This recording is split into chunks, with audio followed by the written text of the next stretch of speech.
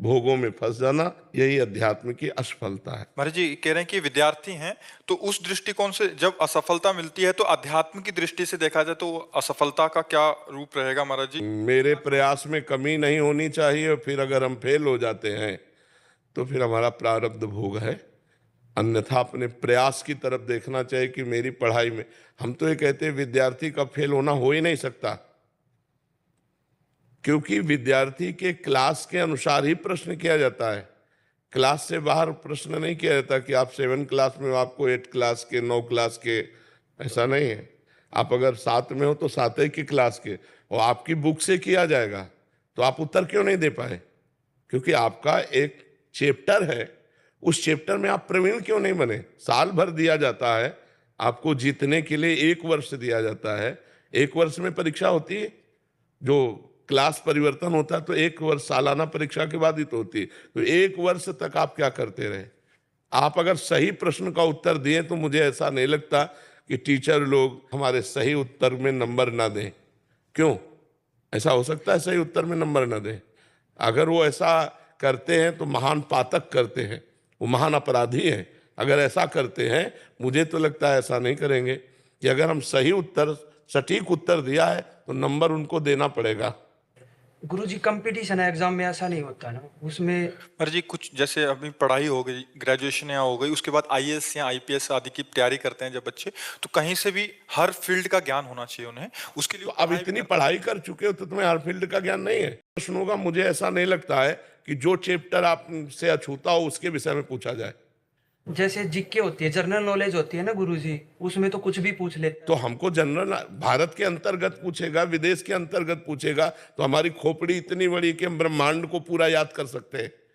अगर हम ब्रह्मचर्य से सही चले और अपनी पढ़ाई पर ध्यान दें तो कोई ऐसी बात नहीं जो हम बोल ना सके, कोई ऐसी बात नहीं।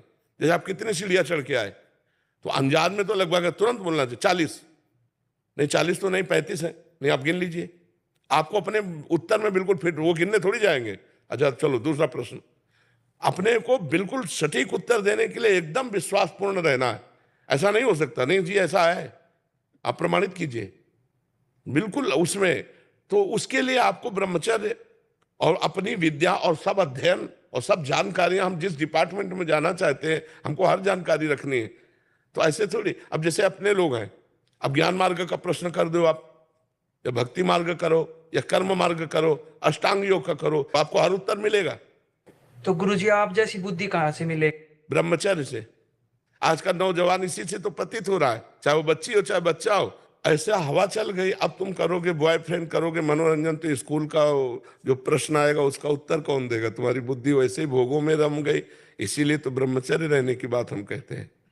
तो अगर ब्रह्मचर्य नहीं रहोगे, नाम जप नहीं करोगे, तो बुद्धि तो मंद हो ही जाएगी। फिर अपने ही क्लास का उत्तर नहीं दे पाओगे, फिर सार्वजनिक जो जानकारियां हैं उनको कैसे आप जान पाओगे? अब हम गृहस्थी में नहीं गए, लेकिन आप गृहस्थी का कोई भी प्रश्न पूछो, हर उत्तर आपको मिलेगा। एक बार सुन लिया, हमारे दिमाग में बैठ गया और दिमाग को वहीं लगा दिया, दिमाग को लगा दिया, वही बात अनुभव हो गई, वही तुम्हें बोल दिया। जी डॉक्टर सत्या सारस्वत जी, जी श्री हरिवंश महाराज जी। महाराज जी आप कह रहे हैं कि आप एक सर्जन हैं, प्लास्टिक सर्जन, जैसे तालू होठ आदि कटे हों बच्चों के तो उनकी निःशुल्क सर्जरी करते हैं और अध्यात्म मार्ग में चलने का प्रयास कर रहे हैं। कि कह रहे हैं कि ध्यान एवं ज्ञान मार्ग पर लगभग 26 वर्ष भटकने के बाद 2 वर्ष पहले आपकी कृपा से प्रेमा भक्ति मार्ग पर अग्रसर होने का परम सौभाग्य मिला और 2.5 महीने से आपसे मंत्र दीक्षा एवं शरणागति भी मिली। महाराज जी जोर से आवाज होने पर हम नाम को बोल सकते हैं परंतु मंत्र को नहीं। मंत्र जप में ध्वनि से व्यवधान होने पर एकाग्रता के लिए क्या करें? हाँ, हमने इसका अभ्यास किया था, शायद सत्संग में बताया भी है। अभ्यास से बहुत बड़ा बल मिलता। हमको जब परेशानी होती, जब गांव में कोई ब्याह वगैरह होता, बड़े बड़े भोपो जब बजते, तो जो जिस आश्रम में रहते तो बिल्कुल सीधे वहां सुनाई देता, तो बहुत विक्षेप पड़ने लगा।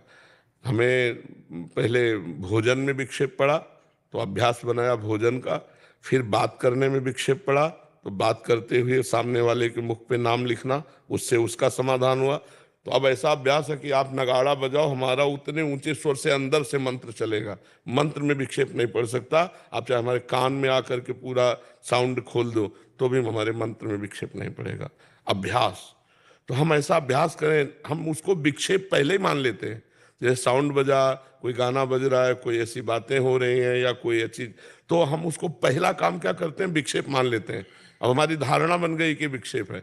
हमको तुरंत सोचना है कि हमको मजबूत होना है, इस स्थिति में भी मंत्र नहीं छोड़ना है। पक्का साउंड बज रहा है, हम एक एक अक्षर मंत्र का चिंतन कर रहे हैं, सामने मंत्र लिखते जा रहे हैं, एक एक अक्षर, एक एक। हम उसे मानते ही नहीं कि विक्षेप है, हम और आनंद में हो जाते हैं। हमारा आनंद अंदर का झूम रहा है, बाहर से वो बैंड बज रहे हैं, हमें क्या फर्क पड़ना है। पर ये अच्छे अभ्यास से होगा, अभी तो विक्षेप पड़ेगा। और अच्छा अभ्यास हो जाए तो फिर दुनिया के चाहे बैंड बजे, अपने कोई फर्क नहीं हो।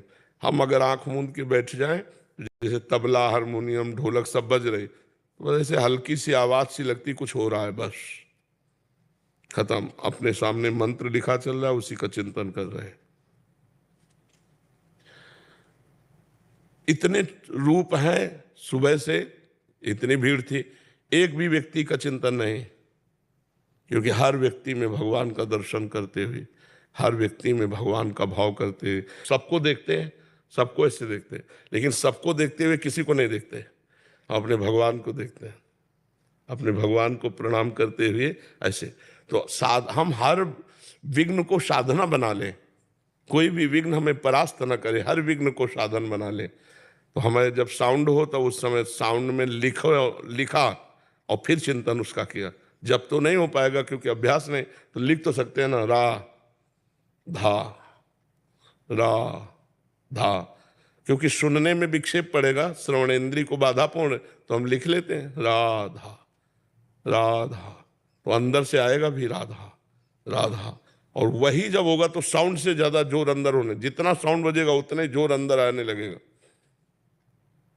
वो एक दैवी कृपा होती है, भागवती कृपा होती है। जब आप प्रयास करोगे तो आपके अनुभव में आने लगेगा। ठीक है गुरुजी, जैसे राधा राधा तो चलते फिरते बोल सकते हैं, जो ओम कृष्णाय हरिये वासुदेवाय वाला मंत्र, उसको भी चलते फिरते बोल सकते हैं। अपवित्र दशा में ना बोलो तो अच्छा रहेगा, पवित्र हो तो चलते फिरते बोल सकते हो। फिर उसको बैठ के ही जपना पड़ेगा। नहीं, अगर पवित्र तुम्हारे कपड़े हैं और शरीर पवित्र है तो आप चलते फिरते भी जप सकते हो, नहीं तो फिर नहा धो के बैठ के जपो से। ठीक है। स्वप्न बहुत ज्यादा आ रहे हैं तो विचारों के ही वो उसमें रहता है। स्वप्न बहुत ज्यादा आते हैं। अच्छा, मुझे तो लगता है अगर ठीक समय से नींद लो तो स्वप्न की गुंजाइश ही नहीं है। अब 24 घंटे में 3-4 घंटे अगर लेटोगे तो बेहोश होकर सो जाओगे कि स्वप्न तो तब आते हैं जब अधिक समय हम लेटते हैं। नींद से अधिक समय लेटते हैं तो मन स्वप्न में चला जाता है, नहीं तो होश ही विचार जो हम ज्यादा करते हैं उससे भी स्वप्न आते हैं। स्वप्न का कोई अस्तित्व तो नहीं है, बिना विचार के भी आते हैं, उठपटांग भी आ जाते हैं, भागवतिक भी आ जाते हैं, संसारिक भी आ जाते हैं, उनका कोई तारतम्य नहीं है। स्वप्न का कोई तारतम्य नहीं, क्योंकि हम बेसुध है। अब उस समय जो तरंगा उठ रही माया के द्वारा वही आ गई सामने। अब जैसे भगवान आ गए या भगवान के भक्त आ गए, ये कृपा हुई कि स्वप्न में भगवान या भगवान के भक्त आ गए, नहीं तो बेमतलब उठ पटांग की भी बातें तो आती है, नहीं आती, उनका कोई तारतम्य अपने जीवन से नहीं है, फिर भी वो आती है। महाराज जी, जैसे शरणागति जब हुआ था उस समय पर श्री हरिवंश महाप्रभु जी को स्वप्न में नहीं मगर मंत्र में देखा, तो इसका भी कुछ। हाँ, क्योंकि आचार्य के आने पर ही तो शरणागति सिद्ध होती है। आचार्य और जो भी अनुभव होता रहे उसे चुपचाप छुपाता रहे, किसी से न बताए। अच्छा, गुरु से इसलिए बताने की जरूरत नहीं कि वही तो आए थे, चाहे आचार्य हो, चाहे गुरु हो, चाहे इष्ट हो, एक ही है।